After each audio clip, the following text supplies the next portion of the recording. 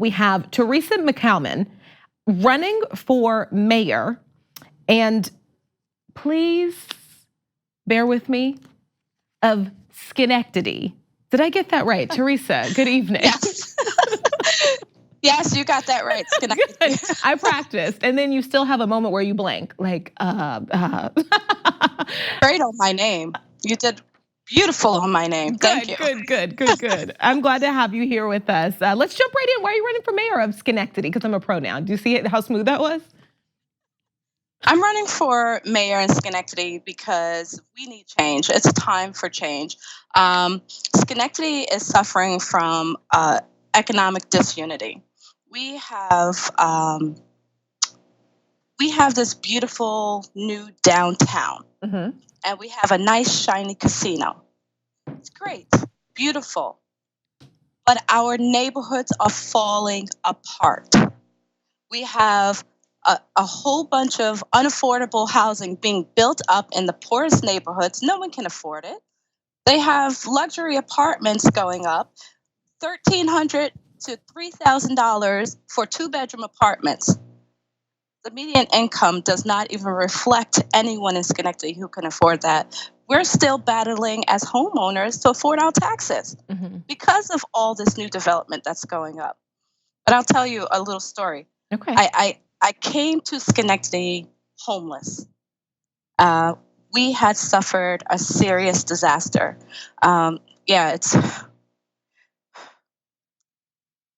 Lost everything. Yeah. And I was pregnant with our 3rd child when we suffered this disaster, and I was a high-risk pregnancy. And I ended up having her premature. So we had to rush and find a place to live. And we found it in Schenectady, an affordable place, 3-bedroom. We could afford the rent. And we started to rebuild our lives. And we did. It took us about 5 years to rebuild our lives. When we moved to Schenectady, however, we didn't know much about the area. And we moved to what they consider one of the worst neighborhoods in Schenectady, which is Hamilton Hill, what they dubbed the ghetto. But because we moved in that neighborhood, we chose to invest in Schenectady because we saw the potential. So we eventually purchased our house. Moving forward, I figured if I was successful in what I was doing and we have people just like me in Schenectady that need that leg up, that need that support, that need that encouragement, why not show people who went through the same thing that I went through, homelessness, being beat up by our police force, and I'll tell you about that one, and then eventually buying our home, and then me running for office. Never thought I would do this, but we need it. We have a bunch of legislators that do not reflect the people in Schenectady. We have a diverse population in Schenectady, and they're not being looked after. They're not being cared for at all. Teresa, I'm glad you shared that with me. Thank you. You mentioned something just now, the casino. You mentioned the current elected leaders in the casino. And so let's jump right to that, because I think it seems like that's a pretty important topic going on there. What is the story there with the casino? Well, I like to say that we learn from our mistakes. I'll tell you one thing, that the casino did bring in union jobs. But then after that, there were no community benefits considered at all. No community benefits packages considered at all.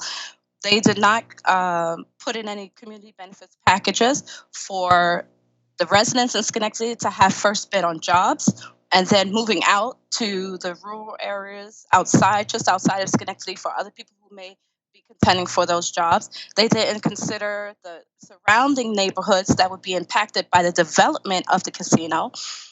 When they were developing, say, okay, we know that this development is going to push assessments up in these neighborhoods, and eventually our already high taxes will go higher. So they didn't consider that when they were bringing that in. So now, not only the surrounding neighborhoods are suffering higher taxes because their assessments have shot through the roof, but the rest of Schenectady, who are already suffering from high taxes, are now suffering even higher taxes because of this development and the lack of community benefit packages. when we are developing or building up or doing a renaissance in any city, we have to consider the people. If we don't consider the people, we're going to be another city pushing an Amazon out because Mhm. they refuse to consider the people's voice and what they actually want and what they actually need. Schenectady is coming back from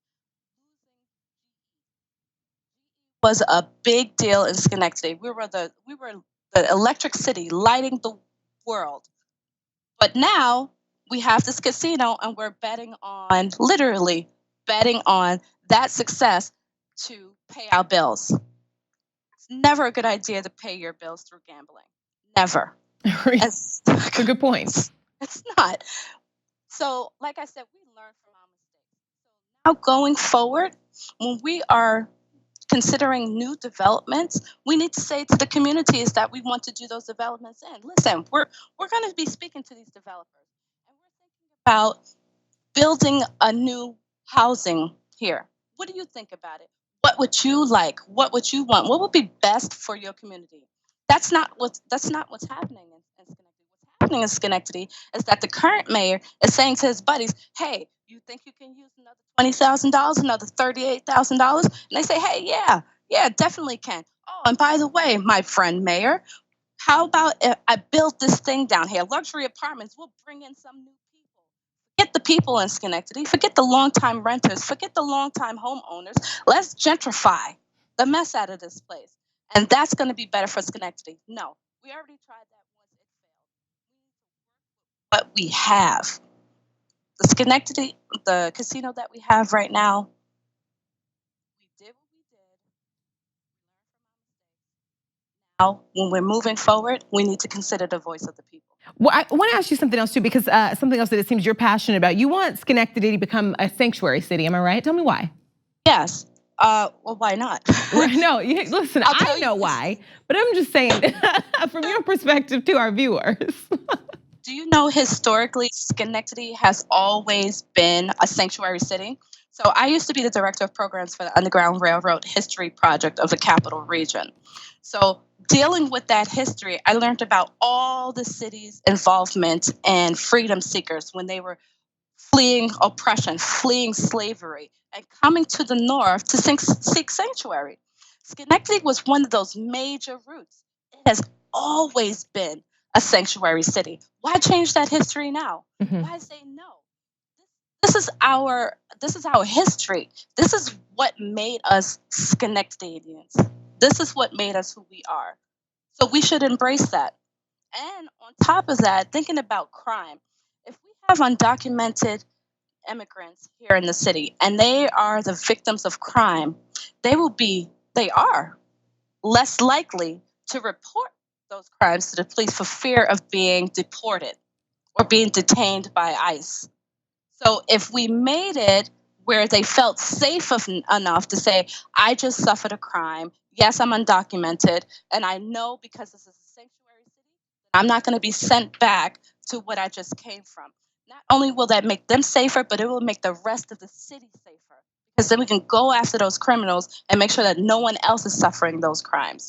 It makes sense for us to be a sanctuary city. Okay, Teresa, we're digging deep into your candidacy here. So I want to talk about corporate money because it's right. You've pledged not to take any corporate or LLC money. And your opponent, the current mayor, didn't you ask him or challenge him to donate the LLC money he's already accepted to charity? What happened there? He said no. Really? He said no, and he didn't even say why he wouldn't. Just said no. He said when I did it, it was legal. But the point is that it's not legal anymore. And even then, it was this much legal. Like it was a loophole, and you found that loophole, and you played it, and you made profits off it. Give it back. It's just right. Give it back. I want to talk about your career as an educator and like your passion for students in the classroom, because I think I read that you often go out of your way to tutor 6 students at their homes. Yes, yes. Currently, in all of the school districts, I put myself out there as a tutor for kids who are too sick to go to school. Currently, at least one of my students, he suffers a lot physically and a lots of migraines. Hi, I'm not going to say your name, but hi. He's probably watching. He thinks it's so cool that I'm running for mayor and that someone that he knows is on the radio. But yes, and I'm very passionate about any of my students, no matter whether they're in my classroom or I have to go up a mountain half an hour to go teach them because they're too sick to come back to school. But either way, this is what I do. I take care of my community, and as mayor, I'm going to do the same thing for my city. Teresa, thank you so much. It's nice to talk to you and to meet you at least electronically today. Let's get your website out there for everyone. It's teresaformayor.com, and your name is spelled in a pretty special way, Thearse. Awesome. Yes. teresaformayor.com. And I think, if people are interested, they should check you out. I've learned a lot about Schenectady today. It started with how to pronounce it and just went uphill from there. Thank you so much. Thank you, Brooke.